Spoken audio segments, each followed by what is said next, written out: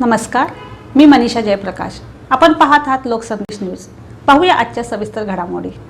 वाई तालुक्यातील व्याजवाडी गावाजवळ असलेल्या ऐतिहासिक वैराट गडावर सोमवार दिनांक 9 मार्च रोजी अज्ञात व्यक्तींनी वनवा लावल्याने गाडीवरील हिरवीगार झाडेझुडपे तसेच मोठ्या प्रमाणावर असलेले पशुपक्षी जळून खाक झाल्याची घटना घडली आहे। या प्रकारामुळे परिसरातील पर्यावरणाचे मोठे नुकसान झाले असून दोषींवर कठोर कारवाई करण्याची मागणी लोकसेवक रुपेश भाऊ मिसाळ यांनी केली आहे।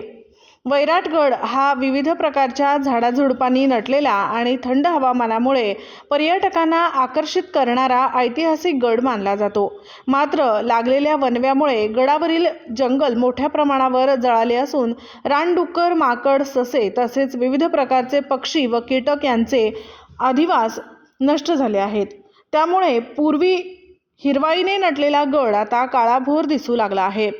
या घटनेमुळे पर्यावरणासह जैवविविधतेचे मोठ्या नुकसान झाले असून वनवा लावणाऱ्या विकृत प्रवृत्तीच्या व्यक्तींचा तातडीने शोध घेऊन त्यांच्यावर भारतीय दंड संहितेच्या कलम 304 अंतर्गत मनुष्यवधाचा गुन्हा दाखल करण्यात यावा अशी मागणी रुपेश भाऊ मिसाळ यांनी केली आहे।